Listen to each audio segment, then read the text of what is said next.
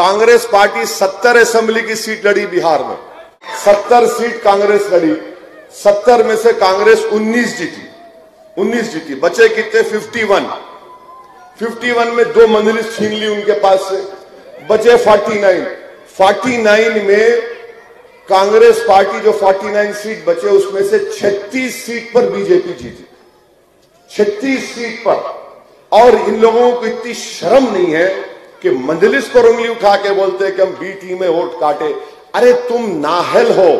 अगर दुनिया का सबसे बड़ा हकीम के पास भी जाकर आप बोलेंगे हकीम साहब जरा ताकत की दवा बनाओ, खमीरा बना के दो, तो भी कांग्रेस जिंदा नहीं हो सकती है, नहीं हो सकती। क्योंकि लड़ने के लिए जज्बा चाहिए, एक आइडियोलॉजी चाहिए, फिक्र चाहिए, एक इखलास चाहिए, ईमानदारी चाहिए। आपके पास कुछ भी नहीं है, आपके पास कुछ भी नहीं है।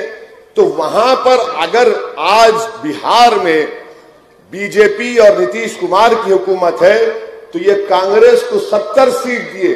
हम जाकर बोले थे हमसे बात करो, मुख्तसर हमारे को सीट दो, तो नहीं आपको हाथ नहीं लगा सकते, आपको हाथ लगाए तो बीजेपी जीत जाती, तुम्हारे साथ खड़े रहे तो उनका वोटर हमारे को नहीं आता, उनको वोट डालता। मैं बोला बाबू हमारे साथ ठहरे तो तुम्हारा जितना इफलास है वो भी खत्म हो जाता, मगर समझे नहीं। ठीक है, हम बोले करो अपना मामला क्या है। देखिए एक बात याद रखिए कि दुनिया में अगर आपको कामयाबी हासिल करना है ना तो कभी भी इस जमीन पर मखलूक के लिए काम मत करो। जो भी काम करेंगे खालिक के लिए करो।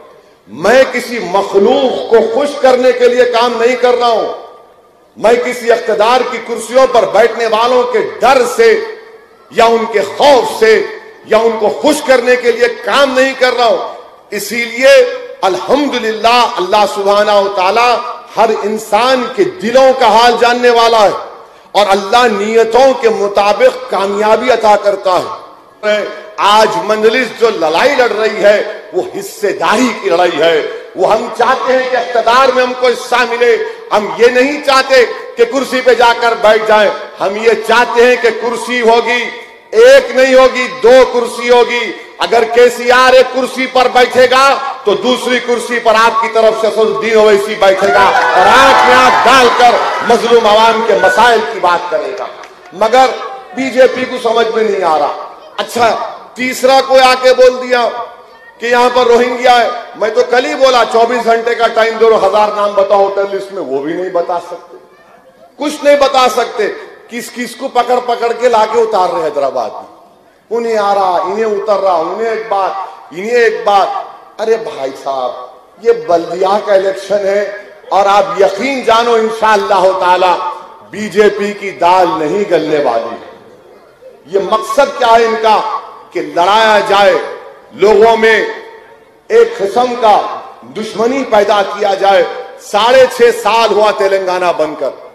आप मेरे को ईमानदारी से बताओ क्या कोई फसाद हुआ हैदराबाद में? इसमें बड़ा क्रेडिट जाता है हैदराबाद की आवाम को, पुलिस को भी जाता है और मजलिस को भी जाता है कि हमने शहर के अमन को जिंदा रखा, शहर के अमन को मजबूत किया। अब कोई बीजेपी का बोल रहा ओवैसी को वोट दिए तो यूं जिन्ना है कहते। बाबा तेरे को जिन्ना के बारे में मालूम भी? कल का बच्चा है ये, छेपीटी का शेरवा। ये क्या बोलते हम लोग, चूरपुर बोलते नहीं। अब उन्होंने आके बोल रहे हौले हो गए क्या लोग जिन्ना। अरे जिन्ना कहाँ है रे बाबा? अगर हम जिन्ना को मानते तो यहां कहां रहते थे?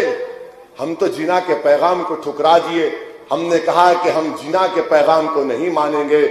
हम सन 57 की जंग आजादी में जो हमारे मुजाहिदीन आजादी ने, हमारे उलमाओं ने फैसला दिया था अंग्रेजों के खिलाफ जिहाद का, हम उस फैसले पर इस मुल्क को अपना मुल्क माने और रहेंगे यहां पर। ये तुम्हारे ये बबरबक्कियों से, तुम्हारे ये बेहुदा और अनाप शनाप बातों से कुछ फर्क पड़ने वाला नहीं है। मगर इनका फ्रस्ट्रेशन, इनकी बोखलाहट नजर आ रही है। बीजेपी ये नहीं बोल रही कि हैदराबाद को इतना अच्छा करेंगे। मैं एक ही सवाल करा मोदी से, तड़प गए लोग, ऐसा दिख रहा सीने पे सांप उठ रहा। कैसा पूछा है? क्या पूछा मैं कि भाई 2019 से अब तक आप हैदराबाद को कितना पैसा दिए बताओ। हैदराबाद में सैलाब आया, 100 साल के बाद बारिश हुई, कितना पैसा दिए, उसकी बात ही नहीं करेंगे। जहां पैसों की बात आ रहे, मोदी बोलते नेशनलिज्म की बात करो, 56 इंच की बात करो। मैं बीजेपी को चैलेंज कर रहा हूं, 29 तारीख को इंतखाबी मुहिम खत्म हो जा रही, मैं चैलेंज कर रहा हूं बीजेपी आरएसएस वालों को कि आप अपने बयानात में क्या 29 तारीख तक टेररिज्म नहीं बोल सकते? क्या आप पाकिस्तान नहीं बोलेंगे? क्या आप रोहिंग्या नहीं बोल सकते? क्या आप अपनी जबान पर ये 4-5 चीजें नहीं लाकर हैदराबाद की बात करो? ट्रैफिक का मसला है, रोड वाइडनिंग का मसला है, बच्चों के स्कूल का मसला है, लॉकडाउन जो मोदी ने लगाया, आपको मालूम, मैं शुरू से कह रहा था लॉकडाउन गलत है, इसका कानून में कोई जवाब नहीं है।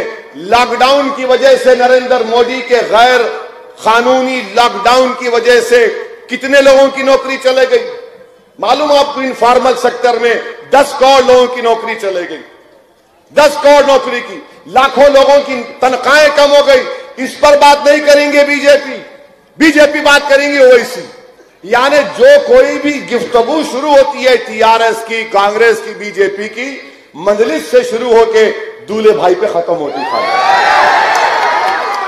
मैं मानता हूं इन सबका भाईजान मैं ही हूं, मगर वो मतलब नहीं भाईजान करे तो अलग निकाल दें, वो ने भाईजान अब वो क्या क्या सोचने दो। मगर इनको सिर्फ एक ही बात, मैं आपसे कह रहा हूं कि 1 दिसंबर को आप मजलिस को वोट दीजिए, और इसलिए वोट दीजिए कि मुल्क को मजबूत करना है।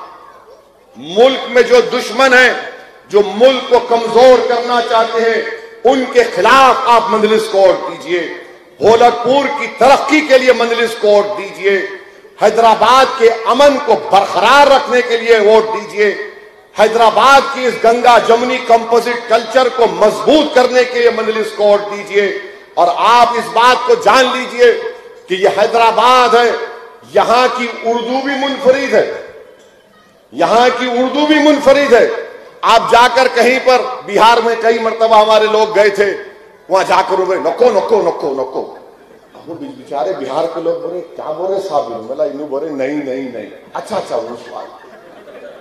अब आप जाके हैदराबाद की उर्दू में आप बोलते पानी नहा के आया है ना भाई। तो ये हमारी उर्दू भी मुख्तलिफ, तेलुगु भी मुख्तलिफ है, तेलंगाना की, हैदराबाद की तेलुगु भी मुख्तलिफ है। ये शहर की खूबसूरती है, और जो कोई भी यहां पे आता यहीं का हो जाता, और जो यहां पे आता वो हमारा मेहमान नहीं बल्कि हैदराबाद का हैदराबादी हो जाता। मगर अगर कोई ये समझ के आ रहा कि मैं काबिज हो जाऊंगा, कब्जा करूंगा, खुदा की कसम कोई कब्जा नहीं करेगा, ना हम करने देंगे, ना किसी को यहां पर काबिज होने का मौका देंगे। ये हमारा शहर है।